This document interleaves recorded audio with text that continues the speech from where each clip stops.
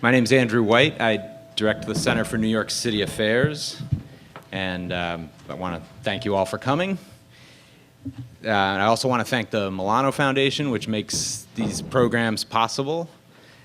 And I want to thank the students who help put all this together and do all kinds of great work. The center is an applied policy research institute based within the Milano School, and we do work on public education and child welfare and child and family services in New York City. But as part of the Milano School, we're also core to the urban policy program. The Milano School, Graduate School of International Affairs, Management and Urban Policy, and it offers master's degrees in urban policy analysis and management, nonprofit management, organizational change management, international affairs, and environmental policy and sustainability management. All of those programs are heavily experiential.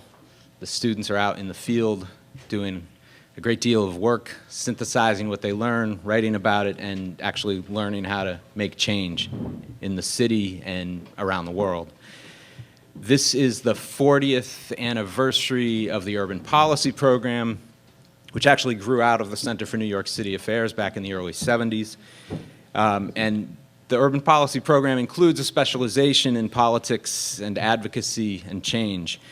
And a big part of that, and this is a program that I have organized within the urban policy degree, and that Jeff Smith, who's going to be moderating today, is my sort of partner in crime in trying to build up that program. So a big part of that is media and power and campaigns. And it's my belief anyway that you can't do effective urban policy if you don't understand how all of that works. If you don't understand politics, you're going to be struggling.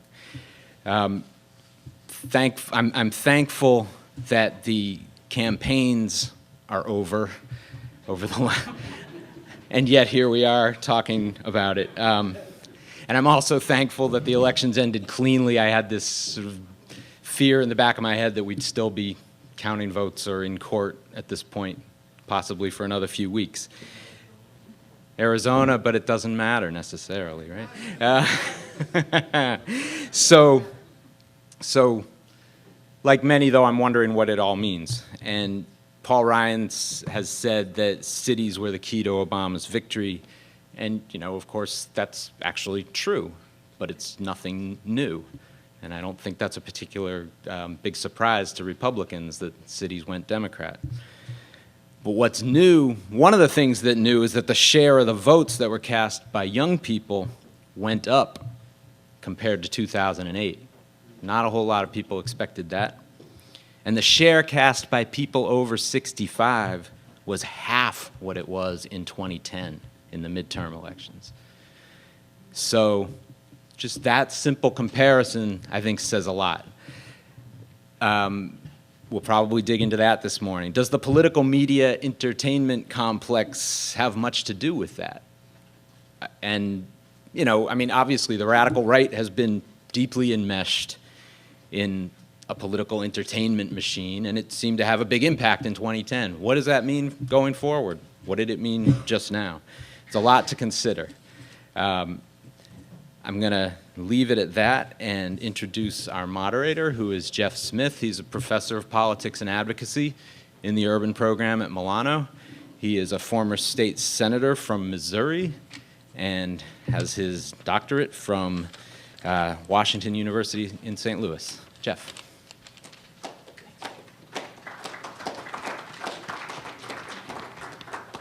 Thank you very much, Andrew. Thank you to the Center for New York City Affairs for sponsoring this, and thank you to Jackie Wayans, Talib Hudson, and the other Center for New York City Affairs staff that helped make this event possible.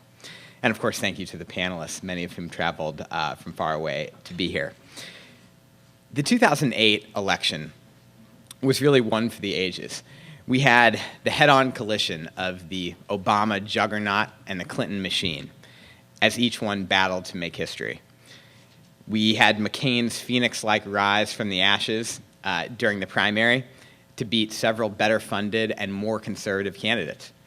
We saw Sarah Palin's meteoric rise an equally rapid collapse. 2012, conversely, didn't have a lot of the same grand narratives, a lot of the same storylines that the 2008 election had. Rather, it's likely to go down in history as a collection of mini gaffes and false umbrage by the operatives and daily skirmishes, fueled by over-caffeinated political operatives. I vaguely recall, for instance, that Democratic strategist Hillary Rosen said something stupid one day on TV, and that John Sununu, the Republican former governor, said something stupid nearly every day on TV.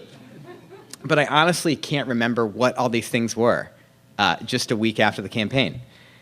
And that's really one of the goals of this panel this morning, is to try to figure out what big, consequential things that many of us missed while we were paying attention to all the inconsequential things that happen day to day.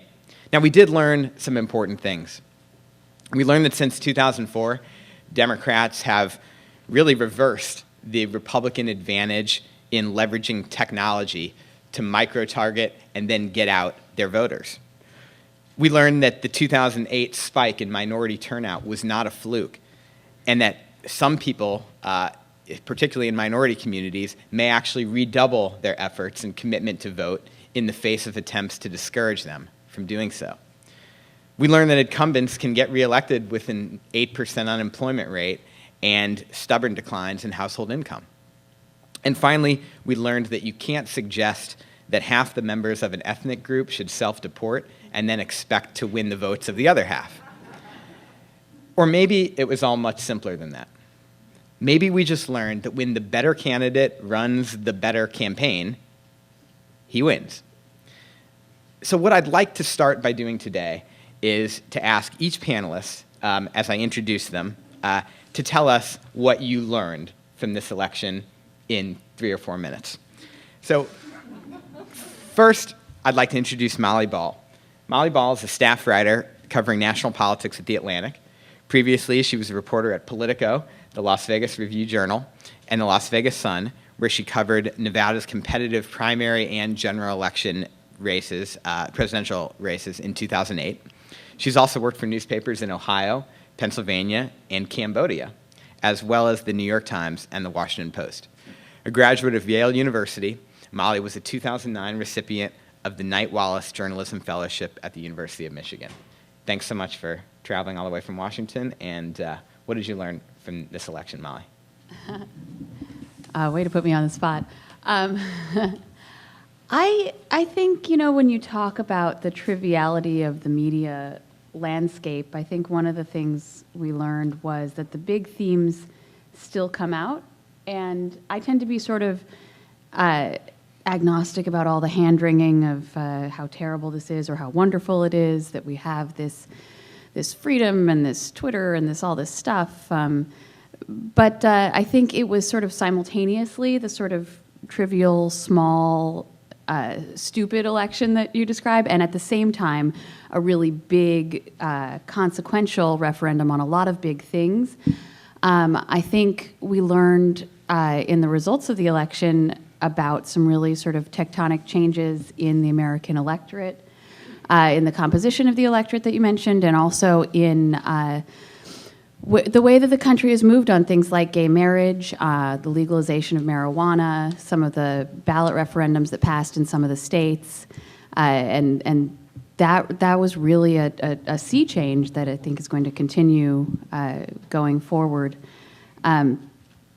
So I think there's a lot we still don't know in terms of whether the new Congress is going to function. There seems to be an argument coming from particularly from one side that when voters chose divided government, they basically voted for the status quo, and that would mean sort of more gridlock. And then a countervailing argument that no, people want them to work together, and maybe now they can do that. I don't know why we would think that that would be the case given their track record, but it's always possible. Hope springs eternal.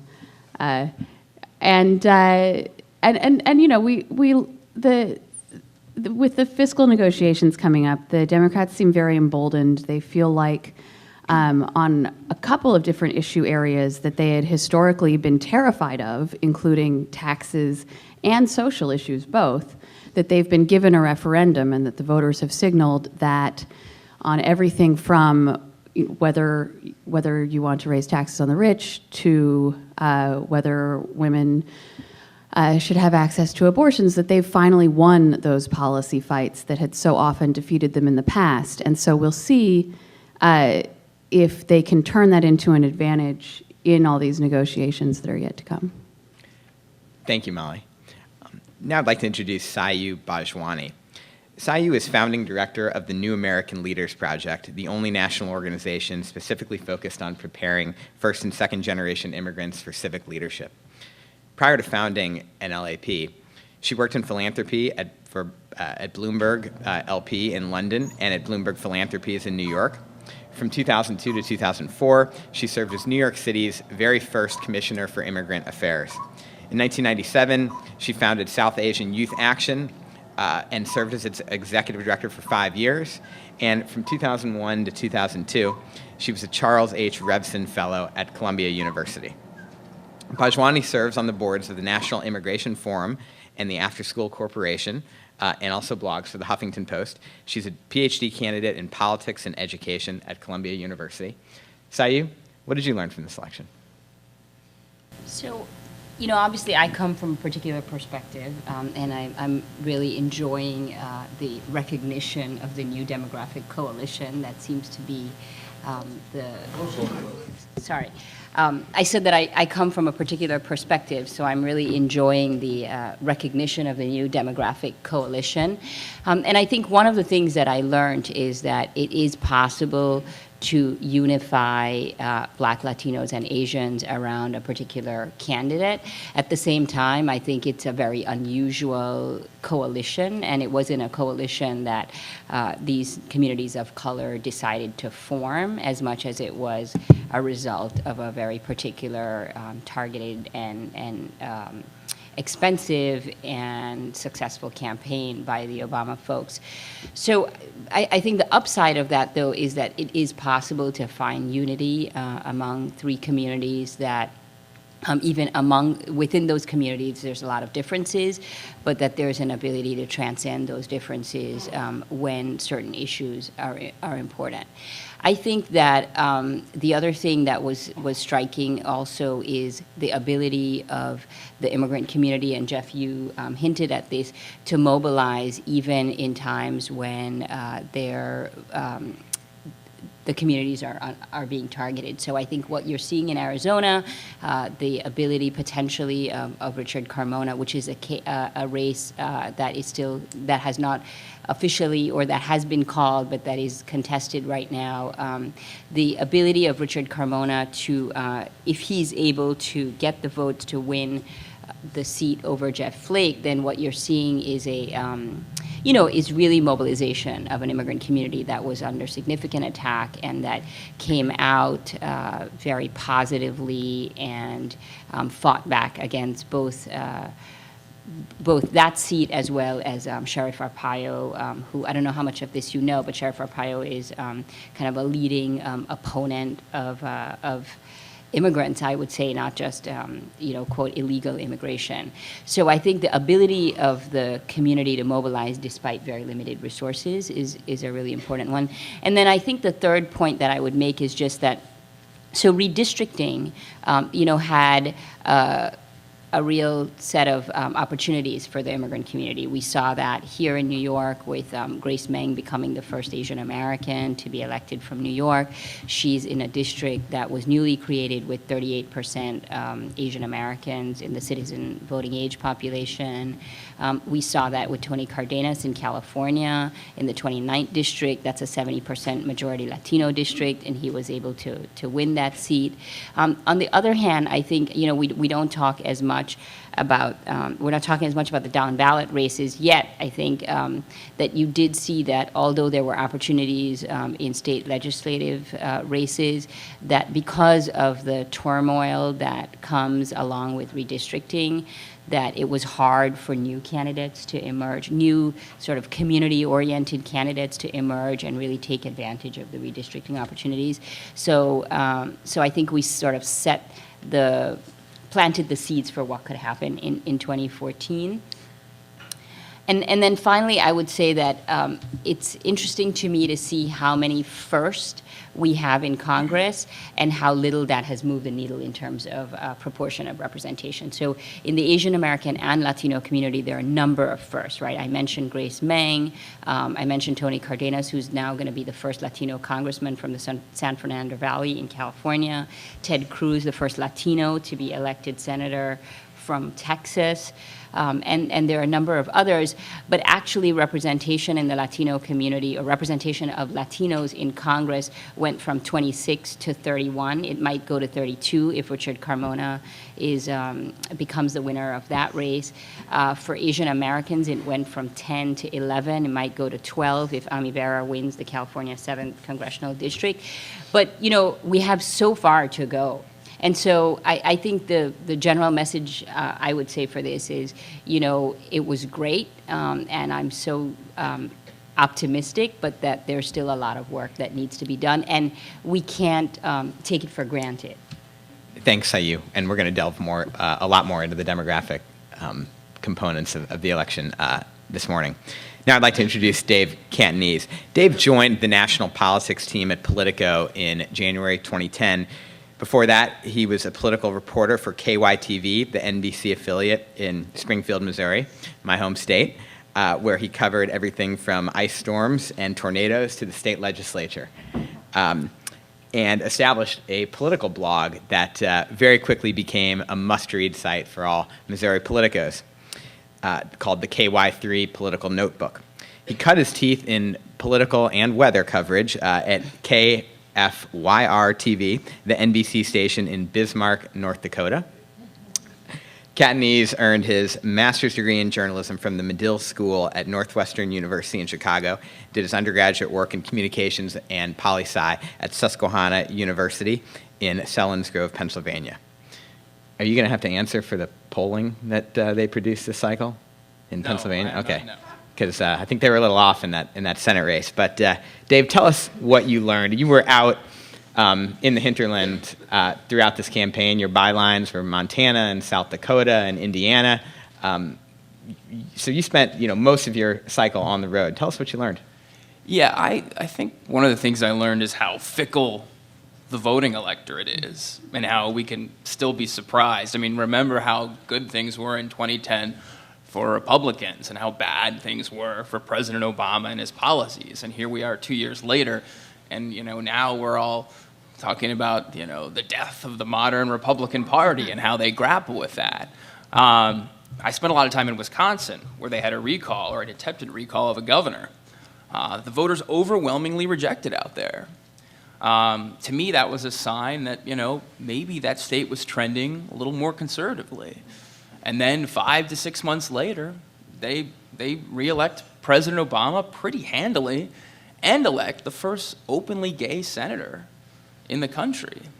So to me, I mean, it just shows how, I think sometimes after the elections, there's a lot of broad prognostications that are made about the future, but how quickly the pendulum can swing. There's also one anecdote that I take with me about, I think one of the things I learned is how few truly undecided voters really are out there.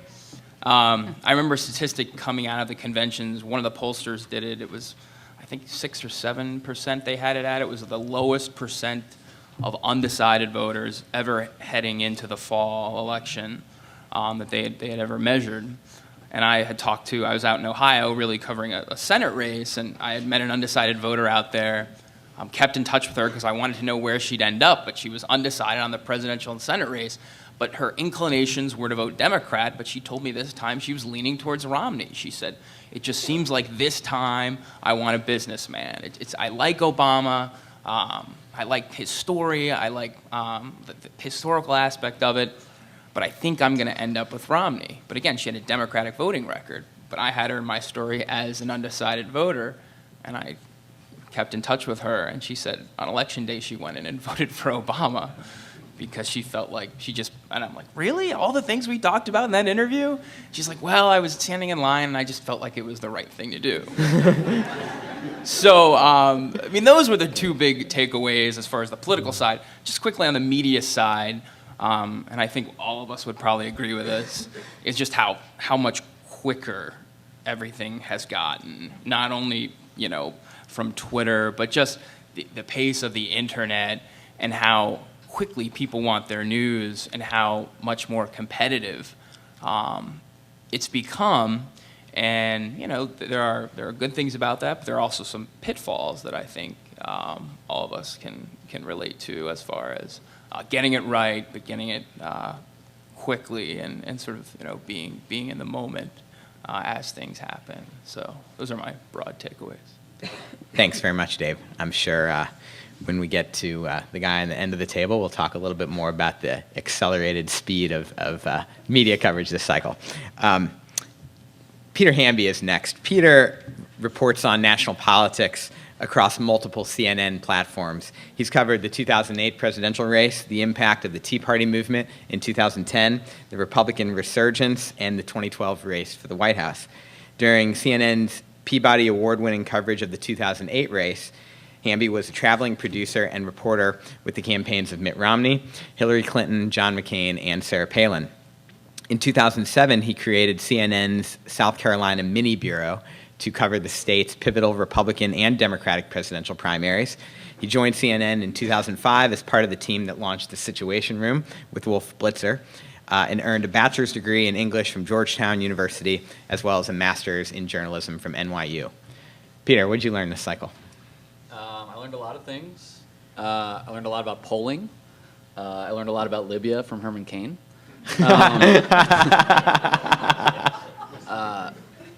One of the big takeaways from last week, was the election last week? Yeah, okay.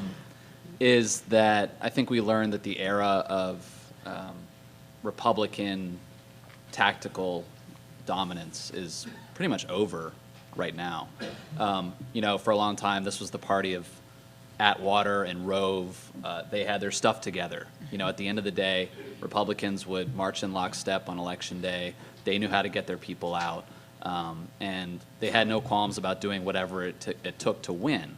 But we saw that flipped on its head this election in a couple ways, and Molly did some really good reporting this cycle about the ground game that the Obama campaign had, their use of data and algorithms to target, identify, persuade voters, and get them out was vastly superior to the Romney campaign and the RNC, who honestly thought they were in the game, and a lot of them thought they were going to win on election night, and were genuinely, I know some of you have read about this, were genuinely taken aback that they lost. They were just playing a different game, and they got completely owned on election day by Democrats.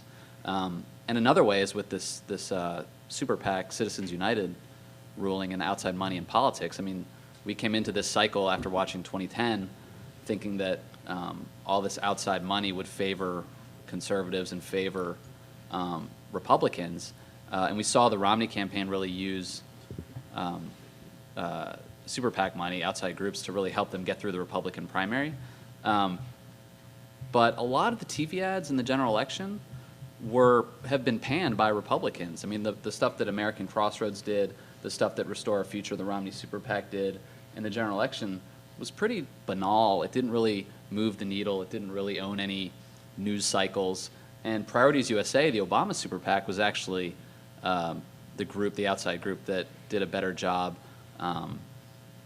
hitting Romney during the campaign. So I think Democrats really proved that they have the advantages on a tactical level now. And then one other thought is just that one thing this campaign reaffirmed, I think, is that at the end of the day, people want to vote for someone they like and trust in a campaign. And this gets beyond some of the polling and the Nate Silver sort of data-driven stuff. But, like Dave's voter, at the end of the day, Obama won who cares about people like you test. And that's a hugely important thing at the end of the day that gets overlooked a little bit in sort of day-to-day back and forth. Is just that they called it the beer test in the Bush era, but that stuff still matters a lot.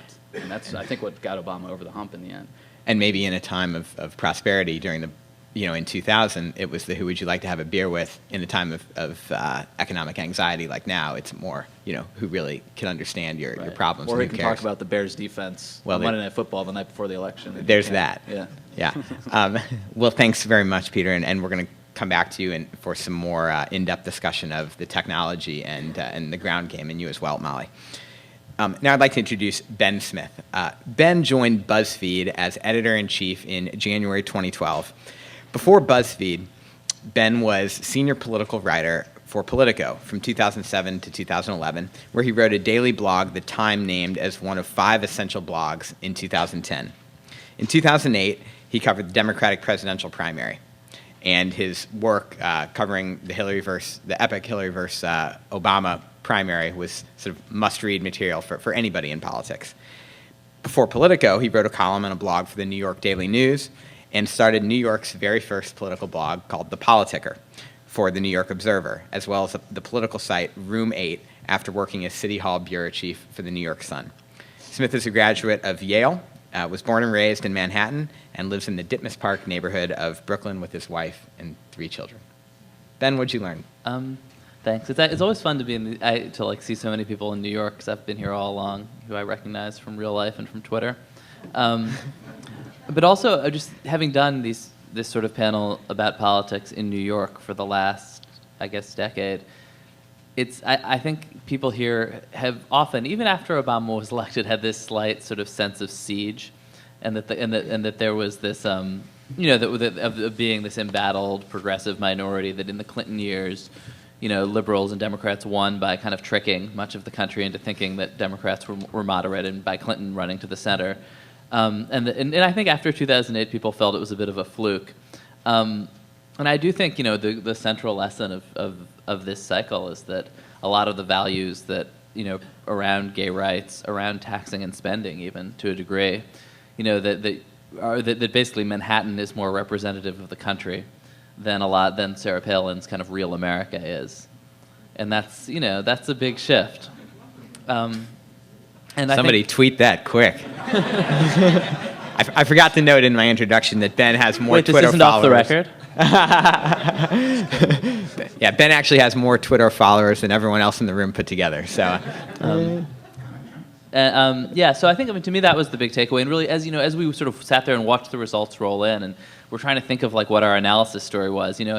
At midnight, it felt like, okay, it's Obama, wins this tight election with superior technology. But as these results keep rolling in, gay marriage, which had lost dozens of referenda previously across the country, wins not only in a pretty liberal state like Maryland, although a heavily African American liberal state, a place that's a group that issue had lost in before, but wins in Minnesota, which is a place where anti-marriage initiatives had won in the past, and there was. And the legalization of marijuana wins in Colorado, again, like a swing state. These are not.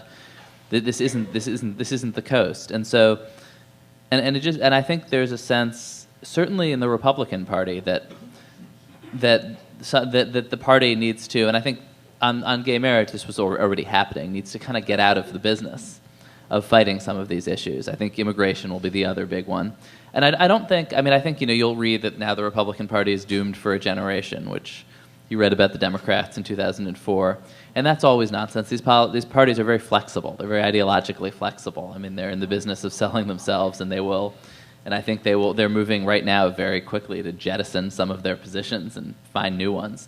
But I do think that's that there was this moment of Obama kind of cementing what feels like a generational shift around a set of values that is going to stick around. The other big change this cycle was the acceleration of the news cycle, and and that's something where I think politics often, because campaigns are essentially media organizations, pushing out, trying to get people to consume their content, speeches, videos, television ads, whatever. Politics tends to be on kind of the leading edge of change around communication technologies because because they spend a lot of time thinking about it and are pretty good at it.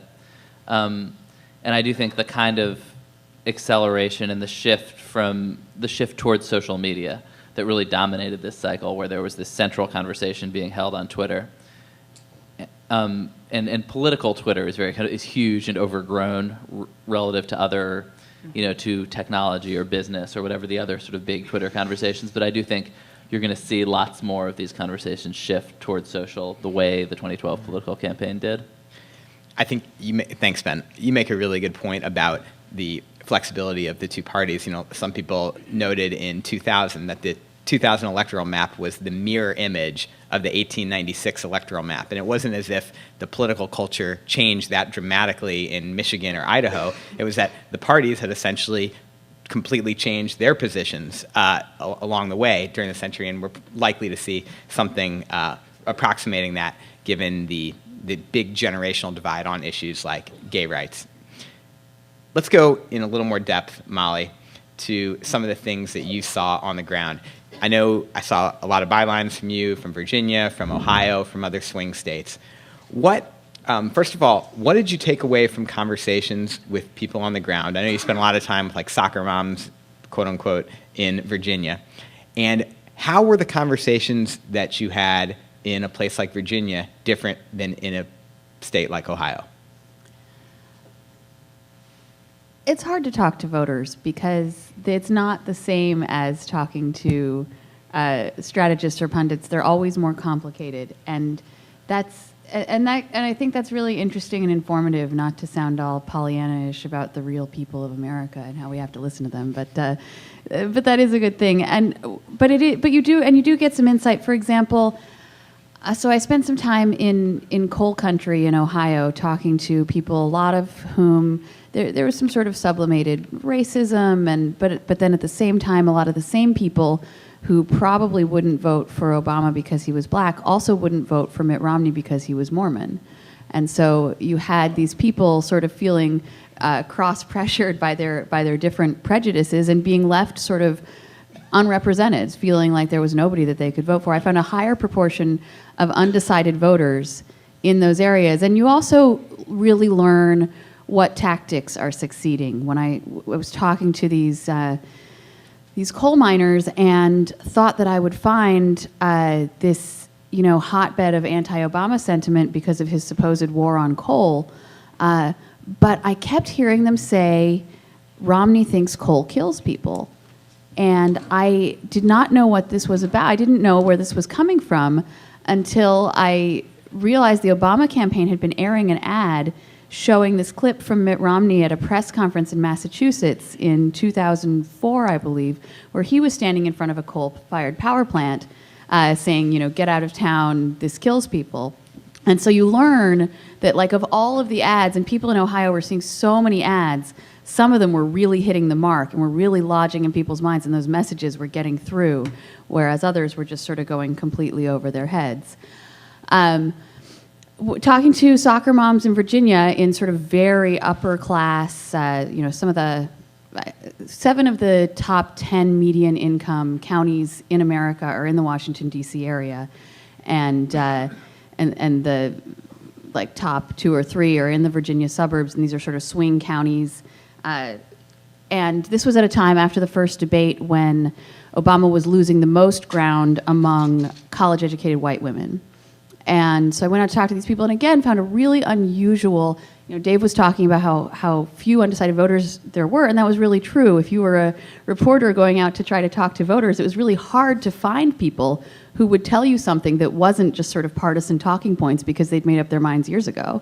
But this was an area, again, where I found really a high proportion of undecided voters, and a lot of them were sort of upper middle class women who, on the one hand, did not like Obama's handling of the economy and thought Romney could do a better job, but on the other hand, were being really pushed by the very aggressive messaging the Democrats were doing on women's issues, on choice, and on equal pay. And so I heard over and over again, I don't want a Romney presidency that will appoint a Supreme Court that overturns Roe v. Wade.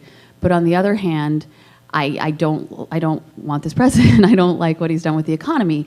And so again, you see the sort of cross pressures that the voters were facing, and that's something that also the people who do technology will tell you, the sort of Obama data wizards, that the people in the middle, the people they're trying to persuade, are not necessarily moderates in the sense that we think that they are in the middle of the road on issues. It's that they're cross-pressured. They're pulled in one direction by one issue and another direction by another. And so that's something that you really see in those conversations with voters when you try and draw them out. And in a country of 300 plus million people, when you have only two parties trying to represent them, you're going to have a lot of cross-pressured people. So let me delve a little bit more into the demographic issue that people discussed, and in particular look at some of the issues that you work on every day, Sayu, which is the recruitment of minority candidates. It seemed to me as if the Republicans over the last few years have done a spectacular job of recruiting minority candidates. And you saw them all out on the stage in Tampa. Mm-hmm. You know, you saw Mia Love, you saw, I think they probably kept Alan West off the stage, but you saw Mia Love, you saw Susana Martinez, you saw Marco Rubio, and my personal favorite, Arthur Davis, the former co-chair of Obama's 2008 campaign, who became sort of a Tea Party firebrand this time around. So my question to you is, how do you think the promotion of all these minority candidates by Republicans, why didn't it have more of an impact? Why did Asians and Latinos both go, about 70, 71% for the president? African Americans stayed firm, about 95% for the president. This didn't seem to have much effect from a partisan perspective. What are your thoughts?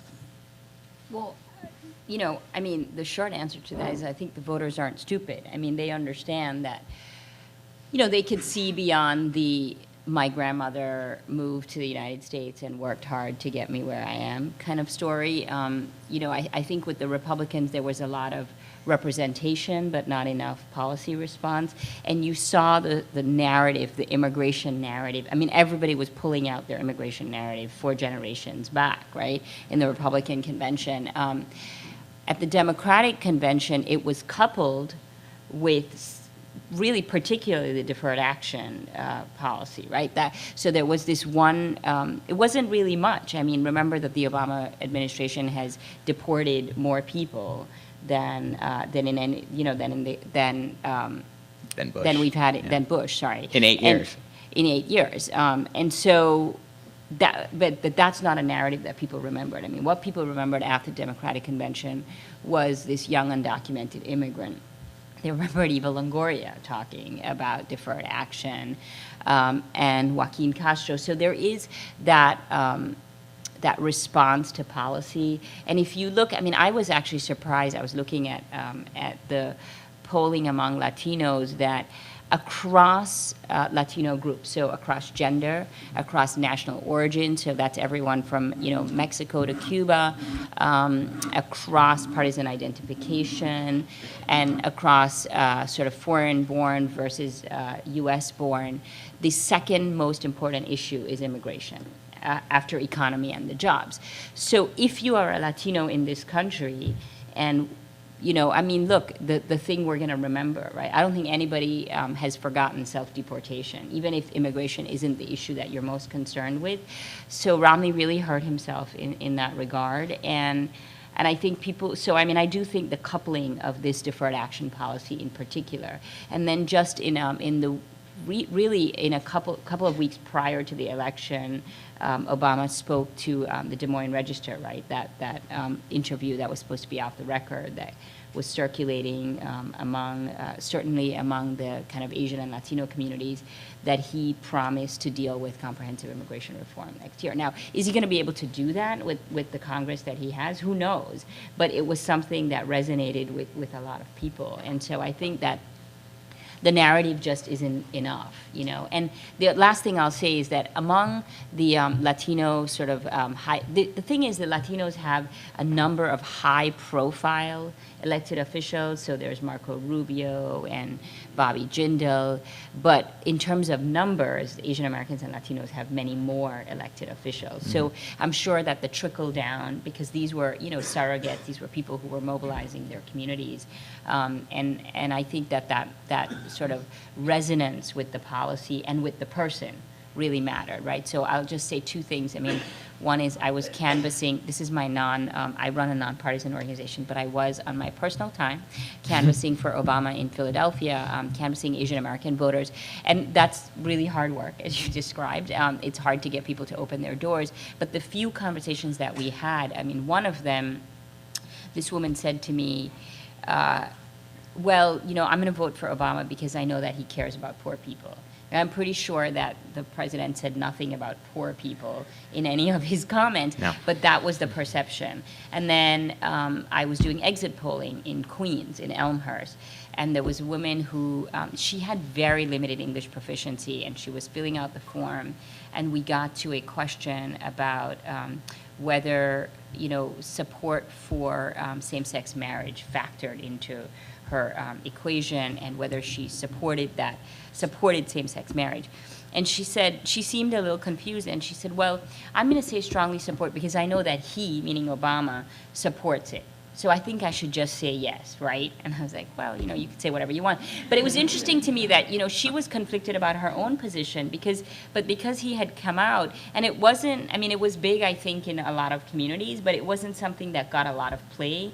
But she remembered that from some media coverage, and because she trusted him, she was going to say that she supported it. So I think the person and the policies really mattered. Thanks, Sayu. Dave, you really dominated the coverage, I feel like, of Senate races this cycle, and had a lot of insight, like on Indiana, you know, you called the primary, and then on the other side, and then you know, for Murdoch, and then you called the general, you know, for Donnelly early. That's an interesting state because it's a state where Republicans, it wasn't even in play on the presidential level. And yet we saw several states like that. Indiana, North Dakota, you know, Montana, these states where Democrats ended up winning the Senate seats and Obama lost by double digits. And this happened in an age when everyone says we're more polarized than ever. Can you explain that seeming paradox? In Senate races in a presidential year, I mean, there were two arguments. I mean, a lot of the arguments that were being made from the Republicans were, look, there's no way, you know, even with a flawed candidate, there's no way a candidate like Joe Donnelly can overcome a 14-point headwind in Indiana. There's no way Heidi Heitkamp could win in North Dakota when Barack Obama was getting about 39–40% of the vote. But that was obviously just proven to be untrue all the way around. One large point from Senate races that I think is a broader point just about the two parties right now is that we used to say that the Republicans were the more disciplined party. They were top down. They knew how to keep people in line, and that the Democrats were this just vast array of interest groups constantly fighting each other, whether it be, you know, the teachers' unions and environmental coalitions and all these different groups. But as far as political organizing on Senate races this year, it was the exact opposite. You had just far fewer Democratic primaries and Democratic infighting taking place on the left. And look, this was the year of the woman. You had female candidates that were running in Connecticut. You had one in Maine, and the Democratic Senatorial Campaign Committee would not endorse them. They went out and endorsed other candidates because they felt that they were the better fit for the general election. On the other side, you have a Republican Party that are so chastened by what has happened to them. They're afraid of the Tea Party. They're afraid if they give any blessing to a candidate that it will hurt them politically, that they'll just get backlash. So what you had on the Republican Party is you had long, expensive, bloody primaries through the summer, which were just brutal. And then you have a candidate emerge with no money, beaten up, and a Democrat sitting waiting to go into the fall, just, ready to go and untouched in many ways.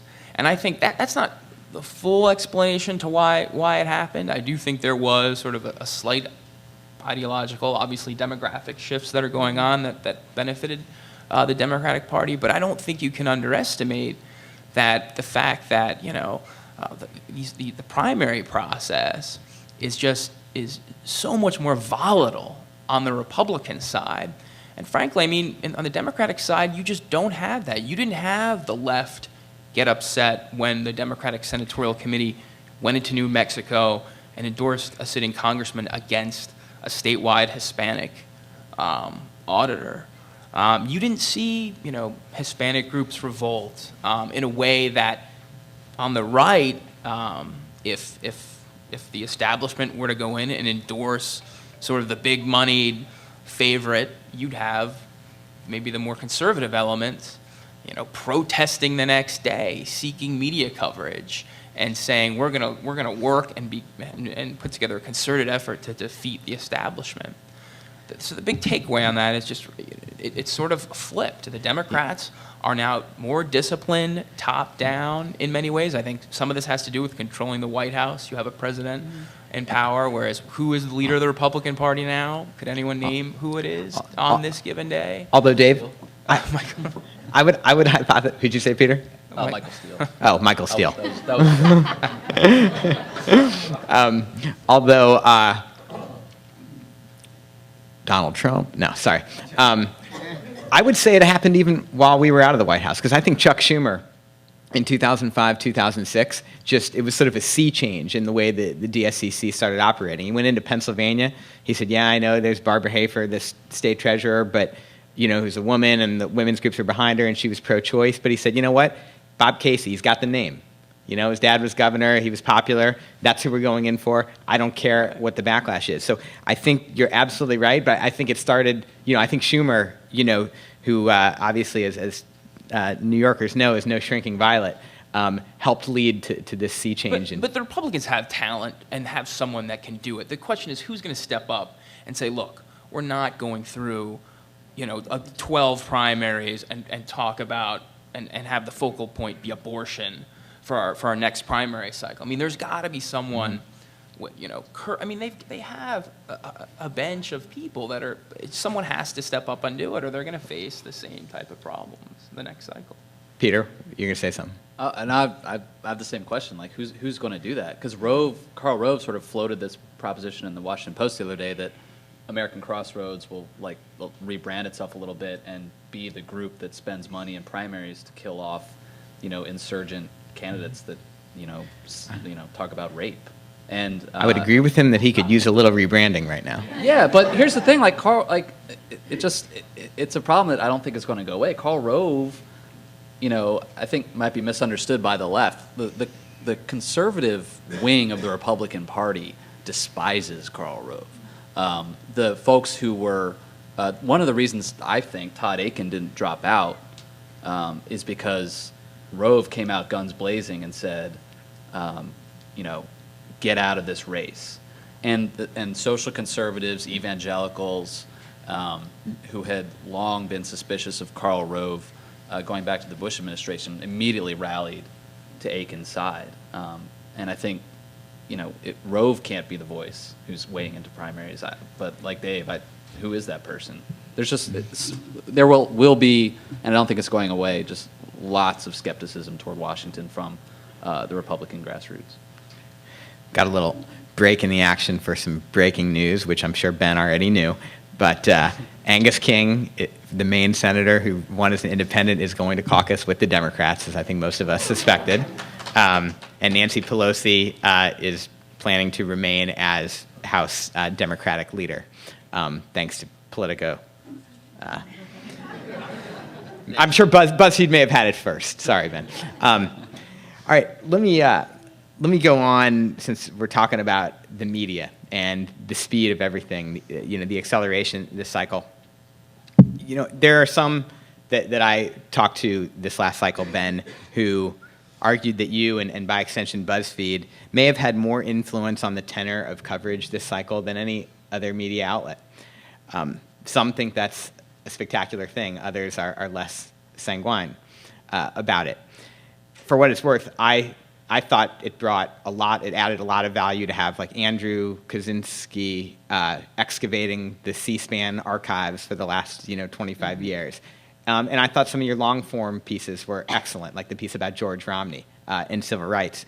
But many people associate BuzzFeed with just trying to make videos go viral or just condensing complicated news stories into 140 characters. How do you answer those critics? I guess I never quite know what the criticism is. It's often that things are getting really short, and that people have a short attention span, which I think has been the criticism, at least since I was a little kid, of the way the media was changing. But I think it really very much stopped being true at some point. And people who don't use Twitter, I think, misunderstand that that everything is condensed to 140 characters. Most of what it is short summary, is basically headlines with links to longer stories, which people then read off Twitter. I mean, I think we were doing what most of the folks on this panel were doing this cycle, which was realizing that for political insiders and junkies, and increasingly as the cycle went on, a large number of people, the front page that when they opened up their phones or they opened up their computers, the place they were going was Twitter. It was not it was not BuzzFeed.com or NYTimes.com, and so the way to break through and to have your stories read is to write something that advances the conversation, because it's breaking news, or because it's really smart, or because it's really funny.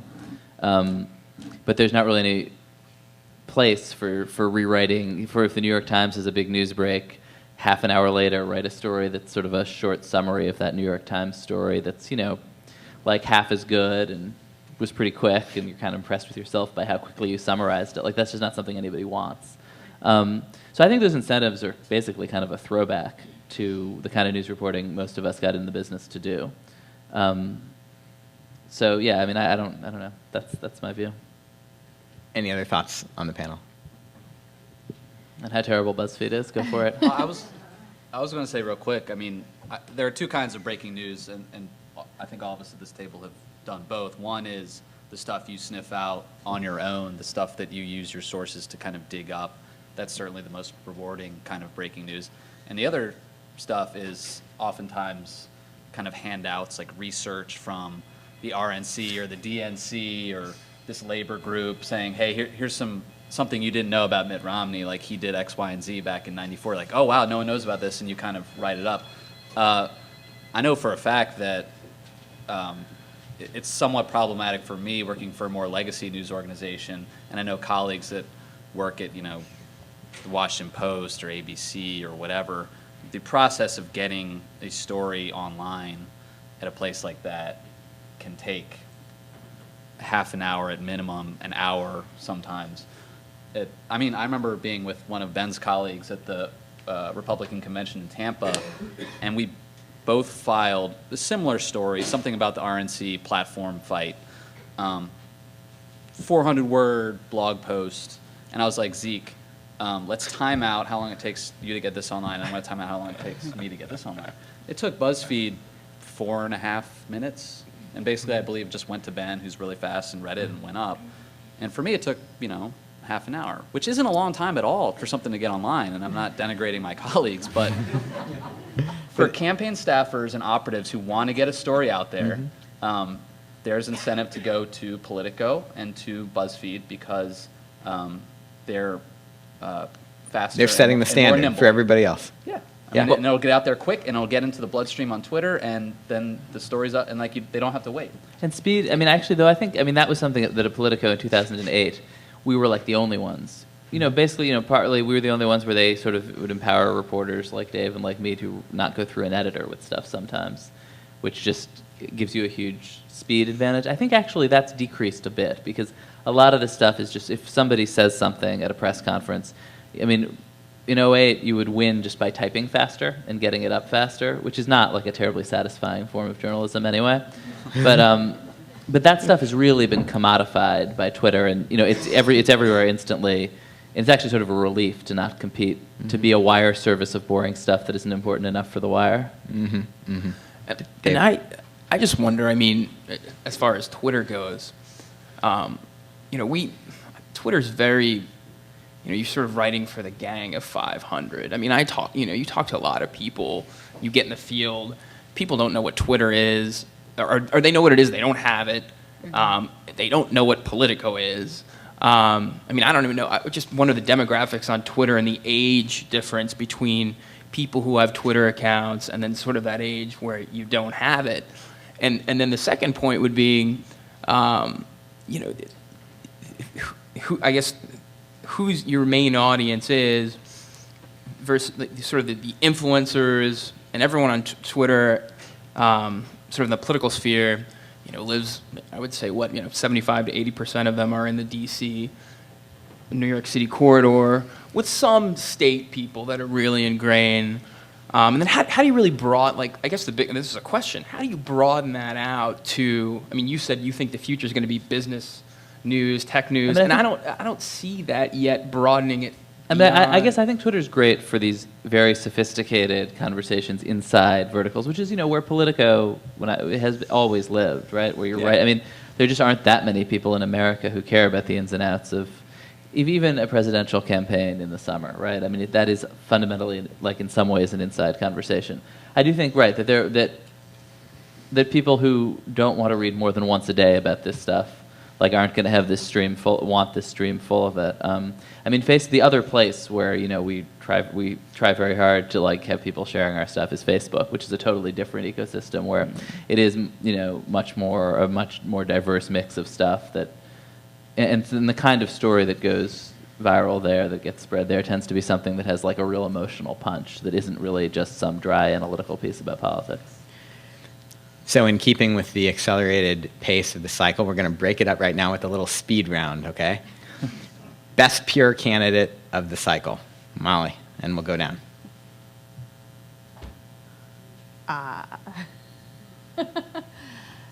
That's such a hard question to answer. I think I know who Dave's going to say. You want to start with Dave? Yeah, let's start with Dave. The best pure candidate I covered this cycle was Heidi Heitkamp, who won the Senate seat in North Dakota. That's who I thought you were going to say. So the person who was the most likable, the best public speaker, the best at retail politics, who could come into his room and win you guys over knowing nothing about her. Just owns a room. Peter. I'm going to take one side of that. That's the retail skills, because we know how the other side turned out. But Rick Perry was a phenomenal retail politician. Seriously, I mean, he entered the race at a moment. Okay, well, there was skepticism about Romney the whole campaign, but he came in. Romney was there were questions about was he really connecting, and the weekend he jumped in the race. He came to the Iowa State Fair and walked around for 4 hours, just eating pork chop on a stick, literally kissing babies, mussing their hair. And he had this really sophisticated, and Jonathan Martin wrote about this, advanced team where his sort of advanced staffers and security team would be we have a military vet over here, and they communicate it through earpieces and steer Perry over to them. But he could communicate on a human level in a way that no one else in the Republican field could. And I think despite his massive flaws as a candidate this cycle, his person-to-person abilities blew everyone else out of the water. Yeah, Peter actually took mine. I was at that same event, and yeah, he was when all of the press saw him initially, were like, "Wow, this guy's going to be president," because when he was not forced to answer questions about policy he had never thought about at all. And it's not like you have to think about it a lot, but you have to have thought about it a bit. And you don't have to be a genius, but yeah, you just cannot not have ever thought about being president before. But no, I remember at that event, I asked him, he's in favor of concealed carry, and there'd been a fight in Iowa about that just then, and so I asked him if he was carrying a gun. I asked his staff, and they didn't know, and so I asked him if he was carrying a gun, and he puts his arm around me and says, son, that's why they call it concealed. I saw that happen, actually. It was just he's good.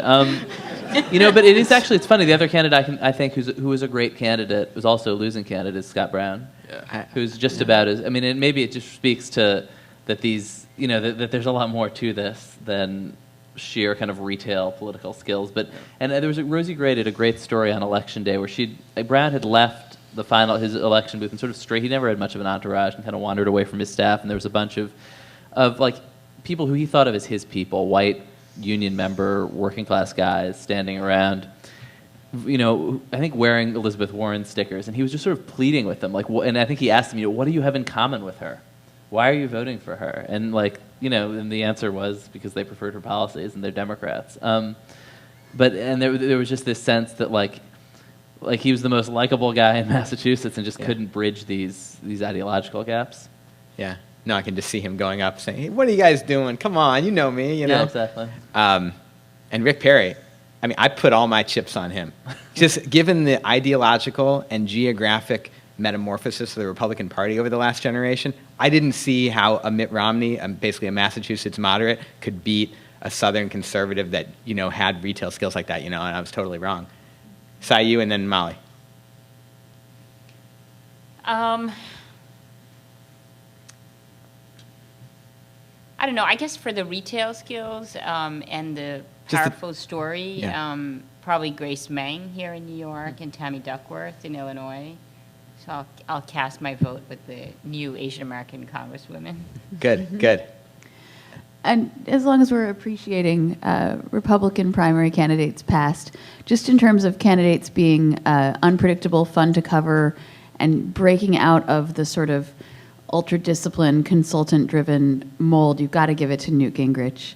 He was constantly just, and I think you have to say that it's a good candidate when someone who has essentially no organizational abilities, no functioning campaign in the traditional sense, no money, is able just through sort of sheer force of personality, and a certain type of charisma, and just this incredible self-confidence to get as far as he did, and just to be constantly amusing. All right. To hold events at space centers and zoos and Joe Biden had a little of that too. Yeah, he's like the Republican Joe Biden in a way. I'm gonna go with Tim Kaine for that one out of Virginia. Okay, worst candidate of the cycle. The losing Ohio Senate candidate Josh Mandel, who I interviewed at 1 a.m. at a Steak and Shake in Columbus, Ohio. Probably couldn't have blown that one worse. And I think generally was the most contrived candidate I've ever seen in 20 years of watching politics. There never seemed to be a spontaneous word out of his mouth. Yeah, I think that was intentional. Sayu? Herman Cain. Herman Cain? That's always a sure winner for that question. I would say Mandel, although he did raise a boatload of money. I'll give him that. So I'm going to go with Connie Mack, the congressman from Florida, who basically ran a campaign at war with the state's most influential political reporter and got thrashed by, I think, 13 or 14 points. I would say the Cain, Michelle Bachmann experience. Cain, man, that's tough. I mean, Bachmann at least spoke the language of conservatives and evangelicals and homeschoolers. Like, she could communicate on that level, but she would refuse to talk to reporters, which is an essential part of any campaign. And on the Senate level, actually, Tim Pawlenty also was not good. And this goes back to the DC versus insurgent, breakdown in the party. But in early 2011, late 2010, a lot of DC columnists were putting together top 10 rankings for who's going to run for president, and invariably, people like John Thune and Haley Barbour and Tim Pawlenty and Mitt Romney would rise to the top, which revealed that these columnists writing these stories clearly hadn't left Washington in 3 to 4 years. Because going to a Tim Pawlenty event in Western Iowa, as nice of a guy as he is, and was probably a pretty good governor, was going to a middle school dance. Everyone was just kind of awkwardly standing around. laughing nervously at his cornball jokes. He wasn't good. And the last two things I want to say are these Senate candidates like Tommy Thompson and George Allen in Virginia, who actually weren't bad candidates in the traditional sense. They understood campaigns. They understood how to raise money. Well, not George Allen didn't know how to raise money, but they just seemed to me and to voters ultimately so out of step with the times. They were a Clinton era throwback, and I'm from Richmond, Virginia. And I know plenty of Virginia voters, Republicans, who are eager for somebody, were eager for somebody different than George Allen and voted for Tim Kaine as a consequence. And I think that was a misreading of the electorate by both their campaigns and the national Republicans. Ben? I actually think you got to think Herman Cain, Michelle Bachmann are kind of great candidates, given, just grading on a kind of a curve, right? These were people who had no business running for president, particularly Cain, whose legacy as the CEO of Godfather's Pizza, I think, was mixed. Who did pretty well and did himself a lot of good. And he was in the lead. There was a juncture which in this some guy... fantasy land. I think you got to give it to Todd Aiken, right? Who not only just gave away a race that if he had just kept his mouth shut and put an R next to his name, he would have won, but also I think did massive damage to Mitt Romney, to every other Republican in the country. Where you would just talk to women anywhere, and who basically weren't thrilled with Obama who were just paying close enough attention to politics to think that Republicans were all totally insane. I think, going back to your prior answer, the argument could be made that no one did more to beat Scott Brown than Todd Aiken. Right, totally. I think those candidates really, this has been talked about ad nauseum, poison the well for the rest of the party.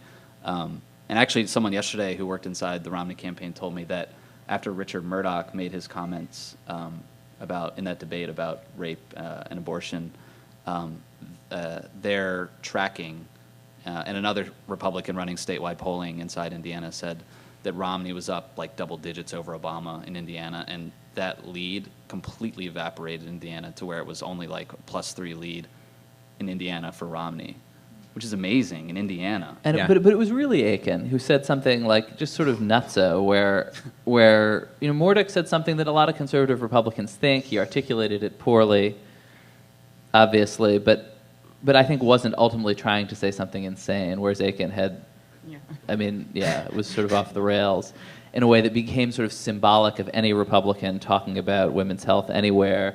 Every other Republican, when Murdoch said that thing, everybody else in the party was just all right, he's done. We don't want to talk about him. We don't want to defend him. Just get away as fast as we can.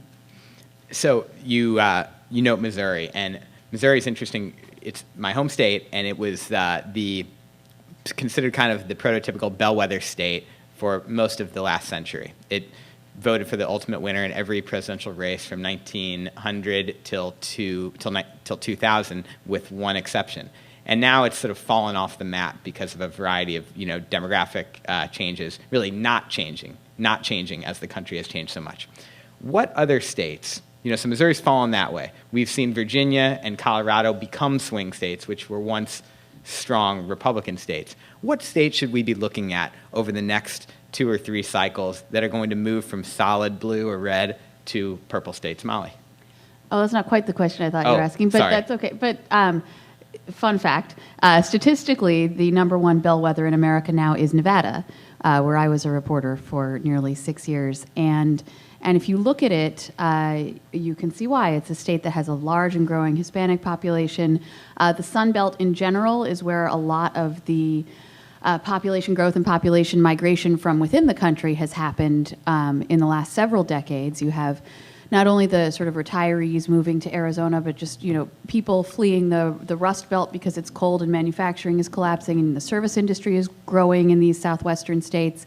People fleeing California because of unaffordable housing and high taxes. They come to these interior Mountain West states where until the bubble, you could have no college education and still make a decent salary and afford a home of your own and raise a family. So that's sort of, I think, the demographic future of America is in that part of the country. Nevada, for the past 100+ years, has voted for the winner of every presidential election except 76. Wow. Sayu, you're probably uniquely positioned to discuss this because you've been out with a lot of candidates who are in states where there have been dramatic demographic changes. Yeah, although I think that the state that to watch is actually a state that we don't do that much work in right now is Texas. You know, I mean, I think that's the place where we're going to see either a big shift or not, depending on what kind of positions the Republican Party takes on issues that are important to the Latino community. And if that's something that interests you, there's an excellent Ryan Lizza piece in the New Yorker this week about their Senator-elect Ted Cruz and the degree to which he can maybe stem the, or reverse some of the problems that Republicans are having with Latinos. Dave? Sort of in the same vein as Texas for many of the same reasons, but Arizona, wasn't a battleground state this year. The Obama campaign very early on flirted with the possibility, but then decided that they had, many problems elsewhere and sort of concentrate on the traditional battleground states. But if you just look at the margin, which is not finalized even in the Senate race out there with Richard Carmona, very close Senate race against the pretty popular Congressman Jeff Flake, who looks like he's now going to the Senate. But I think you will see Arizona, both parties, start to put more resources into that state for many of the same demographic shifts, Hispanic and beyond. If not yet by 2016, I think after that it will definitely be a battleground. And can I just add something to that? So in Arizona, for example, there's an incumbent Congressman Ed Pastor against which an independent, former Republican turned independent Latino ran in the primaries. And, he's part of this Somos Republicanos, which is the party or the subsegment, I guess, the Republican Party of Republicans who support immigration reform. So, I mean, it's interesting how that issue is going to continue coming up, even though, Latinos, like Asian Americans and other voters, really care first about economy and jobs. It's still the kind of backstory for the choices that a lot of voters make. Peter? I'm intrigued by the South. I was surprised that North Carolina was again as close. I was pretty down on Obama's chances there this whole cycle, and he kept it very competitive. But if we're talking about Texas, I'm going to say something kind of weird here, and I'm a homer for South Carolina, but Texas was a 16-point differential. Romney won Texas by 16. He won South Carolina by 10. And the same, if Texas goes blue on a presidential level, that's going to take 3 election cycles from now, probably. Do you think that was an artifact of Romney's Mormonism and the higher percentage of evangelicals in South Carolina relative to Texas? In the primaries? Oh, my God. Sorry. You're talking about the primaries. No, and I'm talking about the general. Sorry, Yeah. I was confused by your question. Okay, I'm saying, Yeah. you said Romney lost South Carolina by only 10. Yes. Or one One South by 10. Carolina No, by I mean, only 10. but this is my point. South Carolina is mistaken as this, arch conservative bastion. It's always a 55-45 state. It's about 30% African American, and you have a lot of out-of-staters moving to the coastal areas, and also Greenville, which is sort of the heart of, Bob Jones University, the Bible Belt. A lot of international companies there. The business sector is doing well. So for a lot of the same reasons that North Carolina and probably Virginia started trending blue or purple in the last decade, out-of-staters moving there who don't sort of hold the same cultural values. I think if we're talking 2 or 3 election cycles down the road, South Carolina could actually be as competitive. If we're talking about Texas, I mean, that's sort of a wild card, but I'm intrigued by it. I mean, Karl Rove said at the Republican convention that he sees Oregon as trending Republican. So, I mean, if he's going to say that, I'm going to say South Carolina. Georgia was closer than South Carolina, though, wasn't it? I think Georgia's a good point. Yeah. I think it was, yeah. And the Obama Yeah. campaign talked about Georgia, too. Yeah. When they were talking about Arizona. Yeah, a couple of years ago, they started talking about Georgia as a possible play. Ben? Yeah, I would object to one element of the question. There are not dramatic demographic changes. Like, people always write about demography as though, like, as though something's going to change overnight, and it's very easy to cite growing numbers of Hispanic residents and those trends.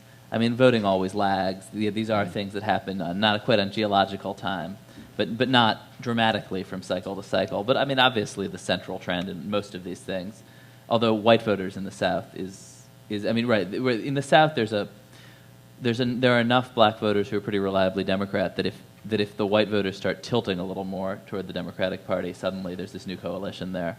But I mean, the central trend is Hispanic voters. I mean, just overwhelmingly in so many of these states, even in states like Ohio where there aren't very many, and in states like Texas and Arizona where there's just, I mean, the sort of central project for the Republican Party has to be to somehow reverse this sense that that's a reliable Democratic group, because because it's just going to get a little harder every cycle. Yeah, like running on a treadmill, and the treadmill keeps going faster and faster. Yeah.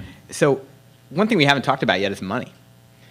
And it was pretty intriguing this cycle that a guy like Newt Gingrich, who basically his campaign was running on fumes, he had no money other than the super PAC. Rick Santorum basically had no money. I mean, up until Iowa, I think he'd raised something like $1 million, which is like not enough to run for U.S. House in a competitive race. And yet Romney, with all that money, $1 billion campaign, and it didn't really seem to make that much of a difference, despite all the money. And in fact, some would argue that the super PACs ended up hurting Romney more than they helped, because they extended the primary so long that he had a tough time moving back to the center. What are people's thoughts about, going forward, the future of political money, what we'll see next cycle, and what impact it had this cycle? Ben, you're nodding. Oh, I mean, I guess I think the central money story was that there was a sense over the summer, driven very much by panicky emails from the Obama campaign, that Obama was going to be swamped with this outside money. I mean, I think in the end the lesson was that so much of political money is really spent by these kind of dilettantes who aren't paying attention, who are being often robbed by charlatans who are taking high percentages, and then is really fully wasted. I mean, spent in Iowa, spent in Pennsylvania, spent on national ad buy, spent in ways that enhances both pays the consultants who are spending it and also, enhances their power and their reputation, but really is almost totally unconnected from. And everybody's incentive is to exaggerate its power. The people trying to raise it, the other side trying to raise against it, the media all want to tell this. And I think it's just, certainly these campaigns need to raise a lot of cash, and the Obama campaign in a very traditional way did, as did the Romney campaign, but I just think that was such a dog that didn't bark this cycle. Mm-hmm. Peter? Yeah. On that note, I was at Romney headquarters on election night in Boston, which turned very boozed up very quickly that night. But it was the room at the event was basically filled with Romney and RNC donors. And when it became apparent so early in the evening that this was going to be over, I literally overheard a donor and his wife walking into the room to hear Romney's speech saying, "I want my money back." Like, there was, seriously, I mean, I think there was a sense that they were misled a little bit by the Romney campaign in terms of how close the race was. But when you're talking about the dog that didn't bark, so much of the money narrative was focused on like these crazy TV ads that in the end, as long as you stay up on TV, like, I don't think they moved the needle very much in the end. But one thing that got overlooked, I think, was that Citizens United allowed organized labor to bypass previous regulations and do voter contact outside of your traditional union and labor networks. And organized labor, perhaps even more so than the Obama campaign, has a very sophisticated voter ID process. And they really kicked a lot of ass on the ground in Ohio for a long time, just getting out there. And we should give credit here to our colleague Sasha Eisenberg, who wrote this book called The Victory Lab that everyone here should buy, because it really is the best explainer of how the Democratic coalition came to own the micro-targeting strategy. So, yeah. Molly? Yeah, I would definitely reinforce that point about labor. The Rust Belt states really should have been where Obama was the weakest, considering how the sort of white working class had turned against him in a lot of areas, but it was labor being very strategic about how they spent the money, and really taking that message, in particular about the auto bailout, but about all of Obama's economic policies, and the sort of class warfare message, which I, in talking to voters out there, found was very resonant, very effective, in a way that it wasn't in other parts of the country. And they sort of really knew their populations, were really able to get that message out. So sort of, to go back to what Ben was saying, it matters how you spend the money. Money does matter, but it matters how you spend it. And you can spend it smartly or you can spend it dumbly. And there was a lot of money that was dumbly spent. Also, money matters, and you have to fight money with money. And I think, kind of similar to voter ID, the Obama campaign was very good at sort of scaring their supporters into fighting back against these perceived threats. So saying, don't let them take your vote away, don't let them outraise and outspend us.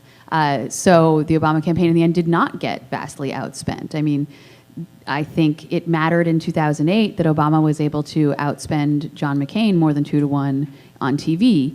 And it mattered this time that he didn't end up getting outspent 2 or 3 or 4-to-1. And if he had, we might be talking about a very different campaign. But also just add that the most expensive thing is TV, and it just matters less. So there's this sort of strange ratio between people spending more and more money on the thing that, and something that whose value is shrinking. And that's really the crux of what Sasha, writes about in his book, is that these campaigns aren't really looking at their expenditures from sort of a social scientific perspective. They're not doing enough like randomized experiments to see exactly what type of expenditures move voters. The Democratic Party and the Obama campaign in particular started doing much more of that the last few years. And actually, your guy Rick Perry is the only, I think, social national science genius. Rick Perry. Exactly. About the only Republican of note nationally that is taking these ideas that are mostly sparked by Democratic operatives and social scientists, and he really took them to heart before anyone for his 2010 gubernatorial race. Yeah. Dave? I agree with a lot of the broad points on money. I would just make 2 points on down ballot races where I think it does matter. A candidate like Richard Murdoch could not raise any money, but was able to beat Dick Lugar because of these outside groups. The Club for Growth went in, spent millions of dollars on his behalf, which gave him parity with a sitting United States senator, and basically propped him up and produced an unelectable general election candidate. So in Senate races and in House races where you can go into a district and just blow somebody away with money, I think it really does matter. The other example on the Senate side where a candidate could not raise any money but was propped up and won the nomination was in 2010 with Ken Buck in Colorado, where outside groups came in, the Senate Conservatives Fund, Jim DeMint's PAC, basically single-handedly funded his campaign from an outside perspective, but ran ads for him against his opponents. I mean, if you looked at the amount of money he raised, it was nothing, and he wouldn't have been competitive at all without those outside groups. So I think less so on the presidential, where we're just awash with money, but watch those down ballot races. Right. They can prop up candidates to come out of nowhere. I have a few more questions, but before I get to them, let's see if anyone in the audience has any questions. Uh-huh.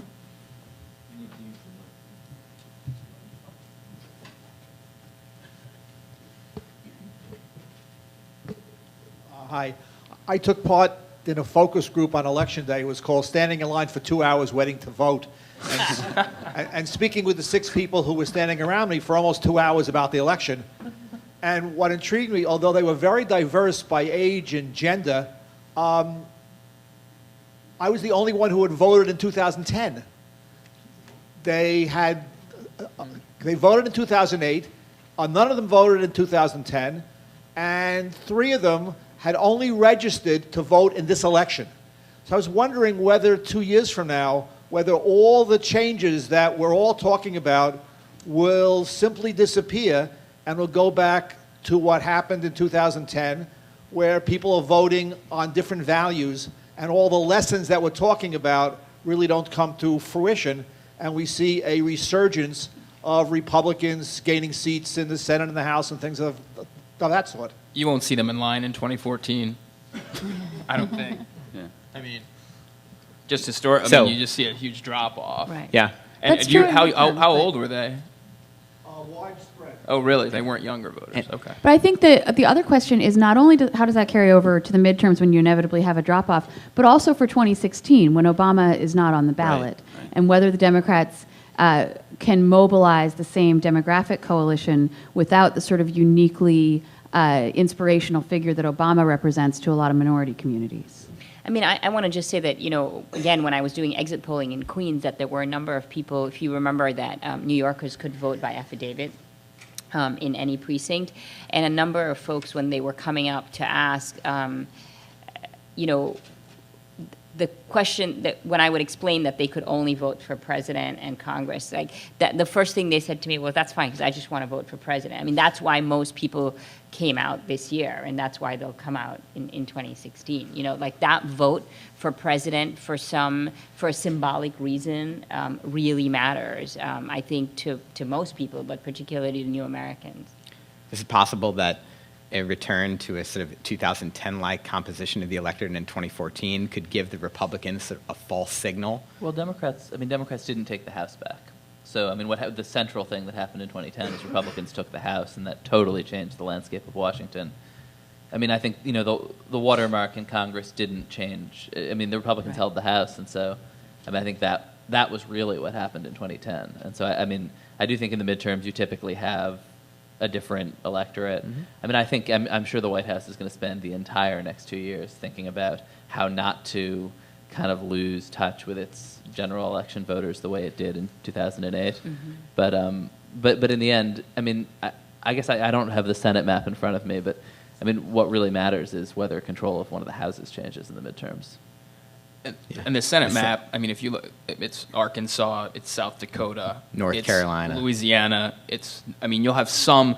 I mean, you'll know the breakdown better than me, but it's not, heavy. I don't think a lot of these states are burgeoning Hispanic populations. I think you will get a wider, older electorate in 2014, and it'll be fascinating to see. Just people, I mean, covering these down ballot races, you have a lot less familiarity with voters. They just don't know. Everybody knows about Mitt Romney and President Obama when you go talk to voters, but do they know about a Senate candidate in a particular state, even in a presidential year? So what motivates them to really stay in tune and in touch for 2 years, to be informed on a midterm?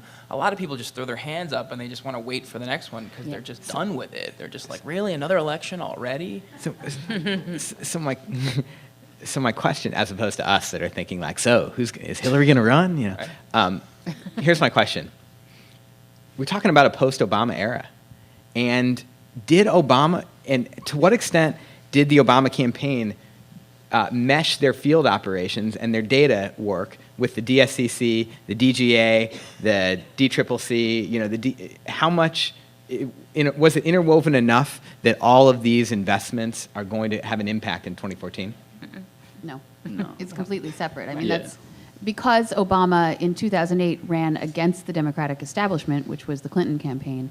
They created their own structure entirely separate from the party, and that's still true today. The OFA offices, the field offices, of which there were more than 800 around the country, had almost no connection with the local Democratic candidates. It was the complete opposite of the RNC, which was running Romney's field operation for him and had very little Romney campaign stuff. It was mostly powered by the down ballot candidate. And will he give that data over at some point? I have no idea.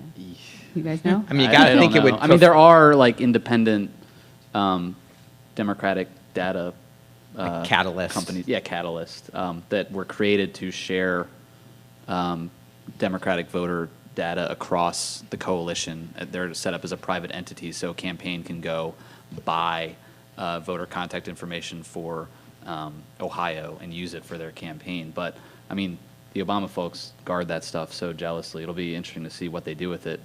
Because I mean, Molly's right. I mean, like this was a unique, and Ben's right too. Like the notion of this demographic vast changes is a little bit overstated because Obama put together a very specific coalition that, say, looking down the road, like could Amy Klobuchar or Mark Warner or Brian Schweitzer Right.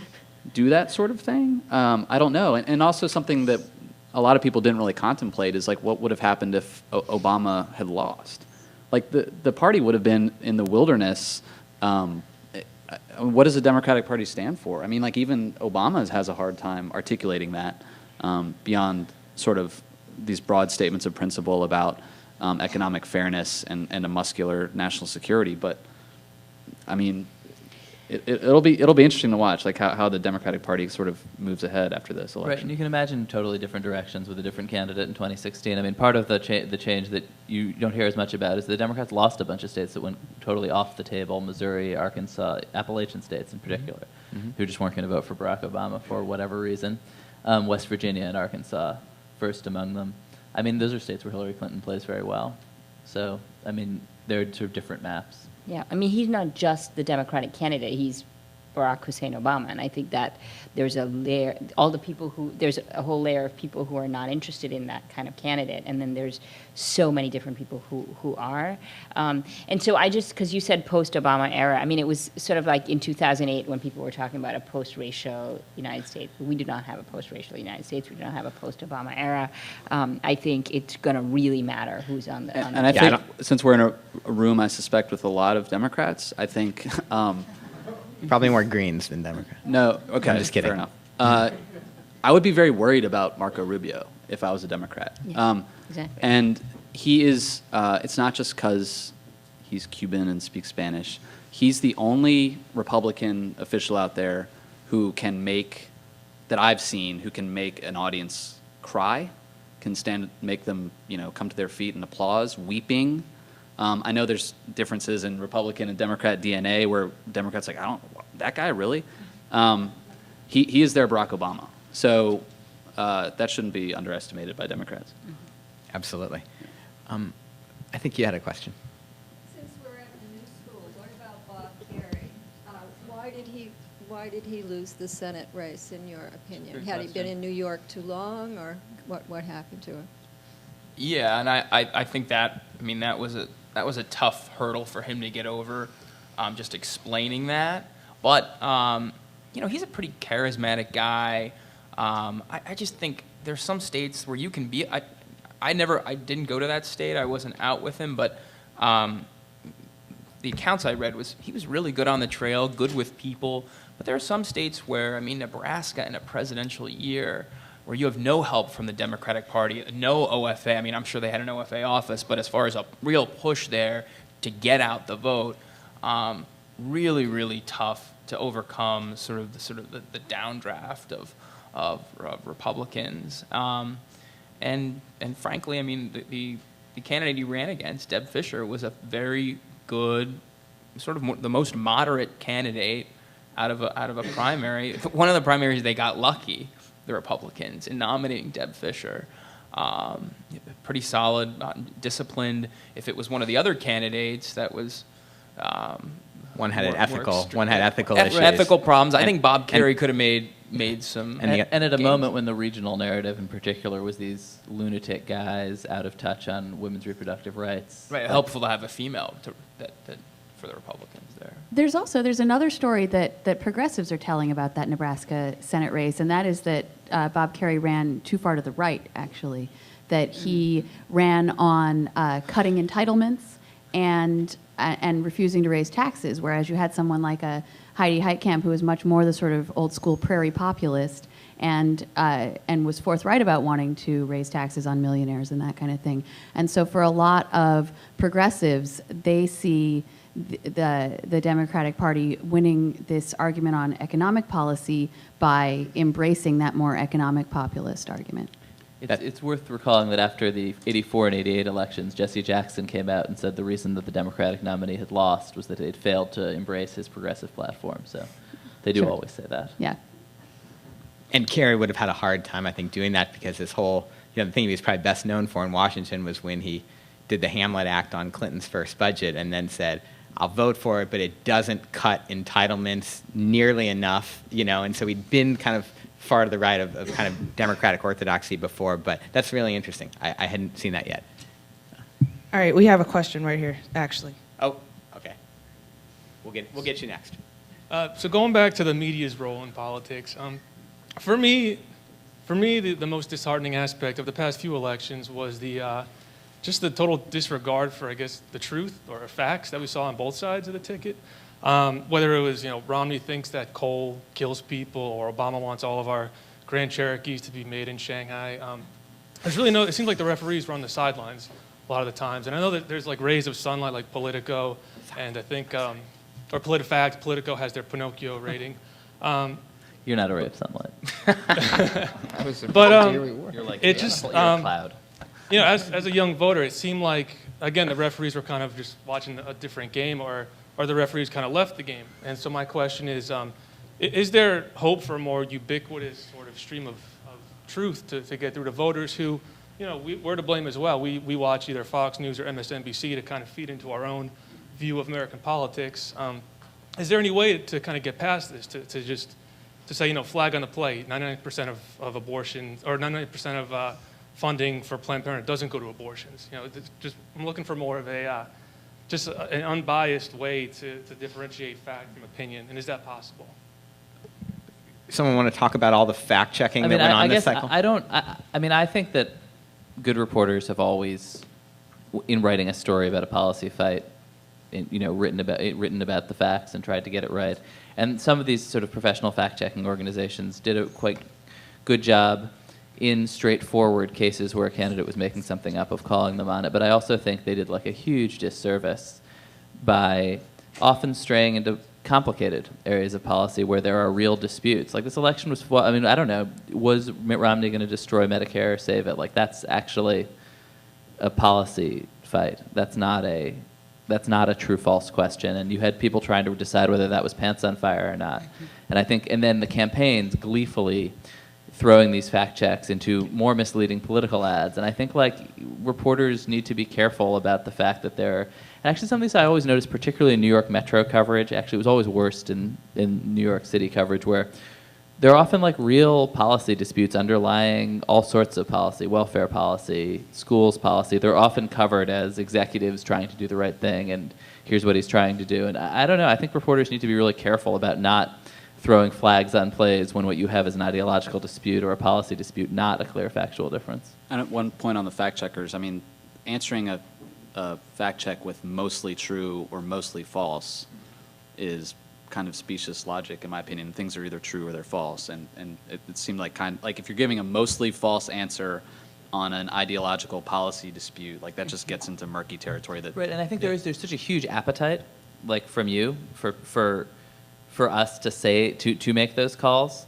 that I think like it's really easy to pander, and to like and whenever you write something that does make a really clear call and say, you get lots of emails saying thank you so much for saying that my guy was right. And I just think it's that can sometimes be its own really bad incentive. So let's do a quick speed round right here, since the question was about journalists. Who was the must-read journalist or pundit of the cycle, and who was the most misguided and off-base one? Present company accepted on the latter question, of course. Oh God. I don't want to be first on this. Well, I think all these four were the must-read journalists. Present I agree company with and that. people I we think work that's with. a good call. Oh, sorry. No, I think like we've been talking about Twitter. Twitter in this last three cycles has really leveled the playing field, and you have a lot of younger journalists in their 20s and 30s who are hustlers and hard workers and smart people who have been able to break through the clutter. And I think to know the best reporters, you have to be in the conversation on Twitter. I do want to plug my friend Sasha on this book. I thought that stuff was invaluable. I think a lot of reporters took what the Romney campaign was saying about their ground game at face value, when any reasonable, rational person who went out in the field, like I did or Molly did or all of us, and looked at what the Republican Party was doing in the field, was like, there's no way these guys are going to keep up. The worst pundit, I think the consensus is coming around to be like Dick Morris at this point.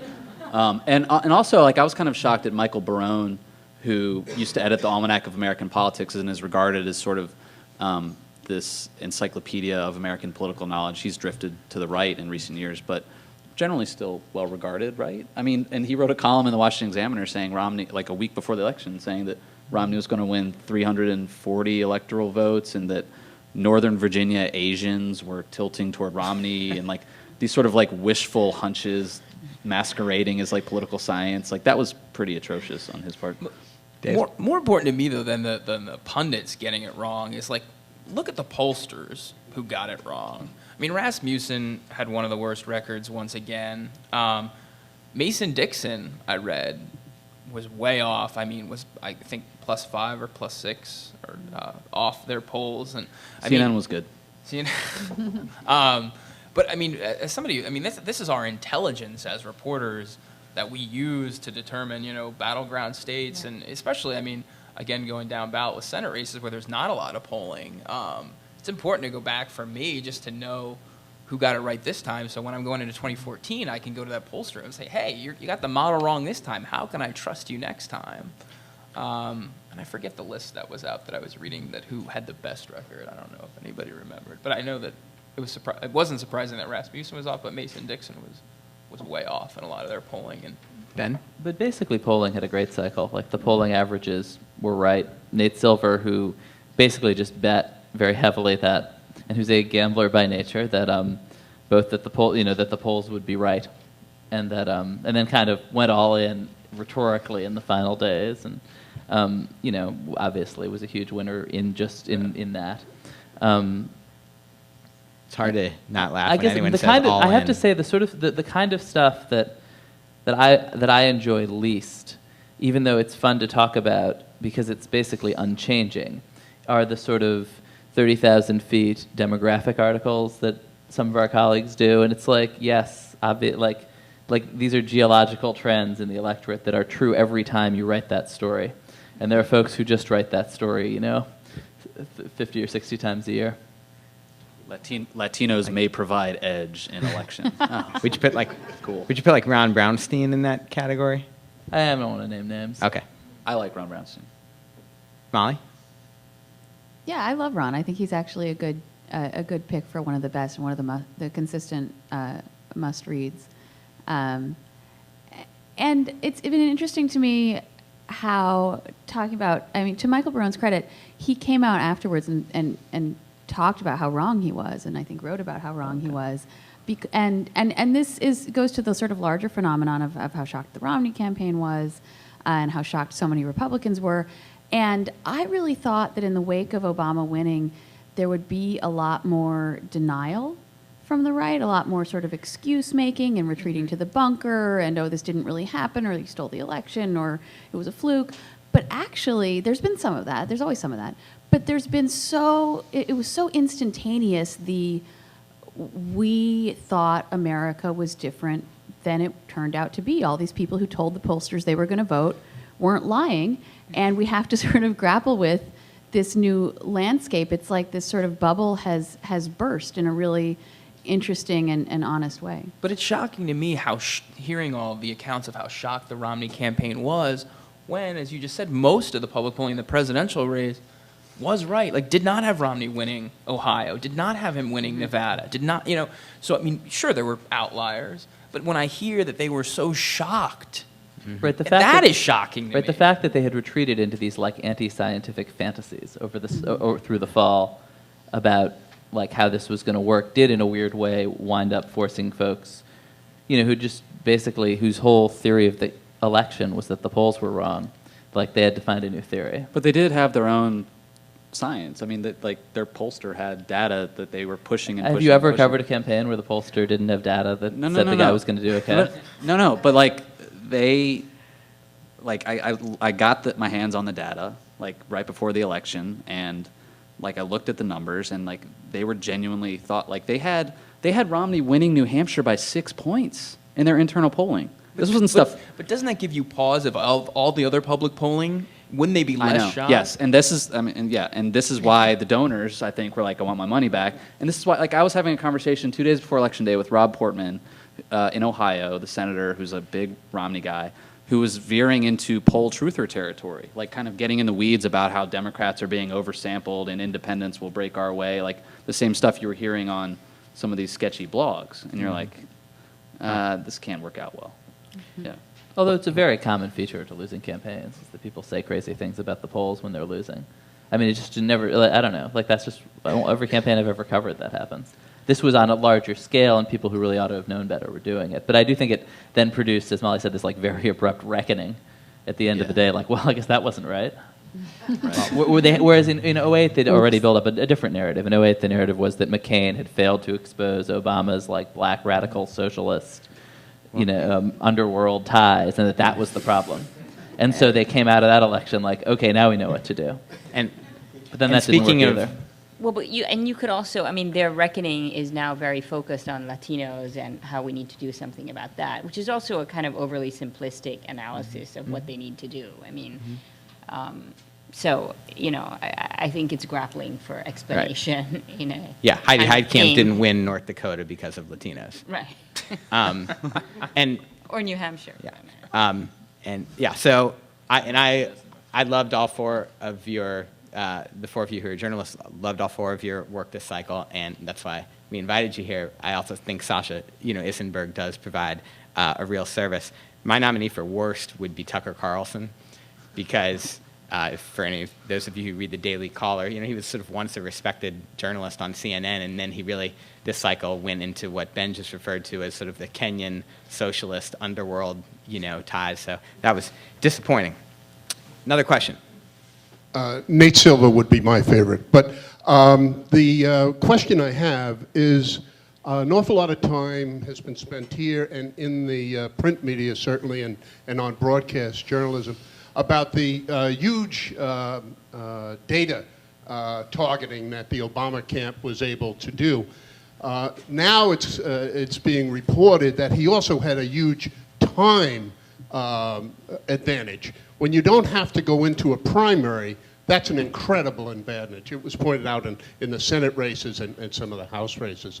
But what was not mentioned this morning, and I think did a lot for my candidate, was Governor Chris Christie coming out with Obama saying he's a wonderful guy and nothing wrong with this guy. Yeah, there are a lot of raw feelings in the Romney campaign about that, as much as they would outwardly deny it. If you talk to any of them, that's a central reason. Sandy, but also specifically Christie coming out. So, I mean, they believe that's one reason they lost. So that's a fact. Christie chalks it up to his nature. I say what I say. Their problem with Christie is not that he got along with the president in full view of the national media. Their questions are, why did you do this before he had actually really done anything? That weekend, he showed up and did the sort of walkthroughs and the hugging and the sympathetic photo ops and things. But the Romney campaign is like, but why are you bear hugging the president when like aid hasn't even come yet? And that was sort of their main Do Republican primary voters in 2016 remember this and hold well, it against Christie? This is another point. Some Romney people I talked to were saying, Chris Christie's going to pay for this. Like, this won't be forgotten. Guess what, Romney campaign? You are irrelevant right now. Like, you're fading into obscurity. Those consultants, aren't going to be holding great sway in the next Republican primary, I suspect. And at the end of the day, I think Chris Christie has a gut-level measure of goodwill with Republicans that Mitt Romney never had. And I think that will eventually overcome, any ill will. The first thing Chris Christie has to do is get reelected in 2013. Yeah. And there's no question he did himself a favor there, especially in the blue state he's governor of, but also just the state, the storm-ravaged state that he's the governor of. But I also wonder, I mean, once you get Chris Christie into a Republican primary, a lot of stuff starts coming out that on a policy level is quite unpalatable to the right. And he, I think, despite his charisma and despite the sort of tonal appeal that he has to a lot of conservatives because he like yells at teachers union members, he is not a particularly he's not particularly conservative in a lot of policy areas, and that would have surfaced much more and will surface much more once he's in a Republican presidential primary. So our final question this morning, I'm going to ask Ben, but I want everyone to answer. I'm going to ask you, Ben, because your career has really been, I think, characterized by innovation. by always kind of looking around the corner to see where things are going with political media. I'm wondering, what's going to be the big next thing? You know, in 2004, Howard Dean raised money online. That was a big thing. And, Obama really pushed that forward with, the social networking and, all the big data stuff that we're talking about. What's going to be the big next thing in the next few years? I guess I would say that data is going to continue to be a really big thing. I mean, in all sorts of marketing, but certainly in politics. I also think reckoning with the decline of TV is going to be the next big thing, that we realize that TV is not going to be the primary means of persuasion. Maybe not in 2016, but certainly kind of going forward. And these political campaigns are totally organized around television, and the world of politics is organized around television in the sense that the most money is to be made there, so often the brightest and most ambitious characters inside that world wind up controlling television buys, because that's where you can make millions of dollars working in politics. And I just think and so you have people whose real expertise is TV, essentially running campaigns. As TV fades as a central factor and merges into online video, what's really the difference anymore? I think that's something kind of structurally that we'll have to reckon with. Of course, I also think BuzzFeed will be the next big thing. So. Man, I'm not sure about that. And think universally, Yeah. communications, fundraising field, every aspect of campaigns. Fundraising, the Obama campaign raised money from text messaging this time, which I think proved to be an asset. I'm interested to see where direct mail goes. It's sort of on the same plane as television. It's a, increasingly of questionable value, and there's a lot of value there. Mail consultants make a lot of money, and it also, it can be mistargeted. I mean, this is another failing of the Romney campaign and the RNC. I knew lots of Democrats who were getting mail pieces from Republicans in Ralph Reed's organization, and they were like, why? And I also knew lots of Democrats who were already checked the box they were going to vote for Obama, and the Obama campaign said, we're going to check you off and not send you any more mail, and we're not going to waste any more mail on you. And I think the Republican Party wasted a lot of money on a very expensive persuasion effort that is of, again, questionable value. So we'll see if that fades, because it's generally mail is targeted toward your older voters. So who knows?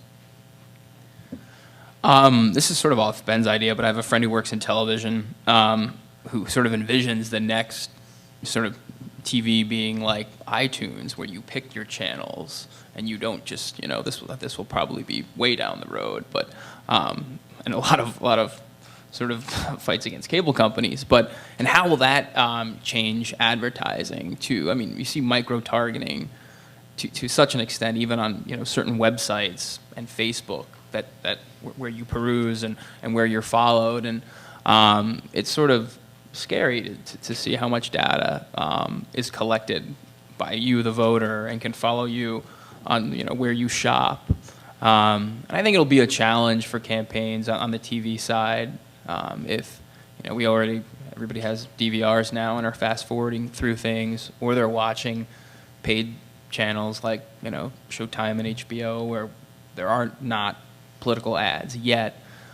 So where will they try to sort of snag the voters' attention is going to be fascinating to watch. Sayu. So I think on the data side, the kind of voter databases are not very good at the immigrant voter data. So I think people have done okay to some extent by the Latino surnames, but other communities, my sense from the folks that we've worked with is that the Catalyst and Van are pretty weak in that area. So just because there's all this buzz now around the new demographic coalition, people are, I think, going to be much more focused on strengthening those databases. And it'd be interesting to see, I mean, in line with what people are saying about where's the action going to be in terms of advertisements, whether ethnic media, in-language media is going to become more significant. I mean, obviously the Latino Spanish language media is already more relevant than it ever was, but will that sort of, spread across other ethnic groups will be interesting to see, and what techniques are going to be used to target those folks. I think what these instruments of sort of fading relevancy have in common is that they're geographically based. Television is geographically based in a market, and direct mail obviously is geographically based, but increasingly with things being virtual, geography matters less and less. We're always going to have swing states because of the Electoral College, but I wonder, if the campaign trail itself seems to be fading in relevance, and if you travel with the candidates, there's this almost sense of futility about it. Like, they're reaching a few hundred people at a time. How much difference does that really make? I'm sure someone has studied it. But there's this sort of pointlessness. I mean, part of what all this data targeting can do is, instead of the sort of crude, blunt instrument of targeting a whole state or a whole county or media market, you can find that immigrant who lives in a tiny rural town that's otherwise full of white Republicans, and so that and you can draw out those people regardless of their geography, based on their other characteristics and their sort of creepy data profile that they have on all of us. And so that changes the media equation as well. And if we're talking about innovation in media and journalism, I'm sort of the opposite of Ben in this regard. I'm not an entrepreneur. I like someone else figuring out the hard questions about the future of media and then paying me to go do something very traditional, which is sort of go out and tell stories. And so part of what cheers me about this new media landscape is that it's very democratized. If you write something that has merit and catches people's attention, it can sort of gather a life of its own online, and people come to it that aren't necessarily readers of your media organization. And there's a lot of space created, I think. Of course, there's all this micro stuff in the gaffe cycle and the tweets and the short attention span. But there's a real space, I think. There's a lot of breathing room right now for sort of traditional storytelling and stories that give you the big picture or explain something or give you a new way to think about things or a new angle on things. And that's something I've been doing since I started at a newspaper that didn't have email in my first internship. So I'm very bullish on that. Well, y'all were spectacular. Thank you so much.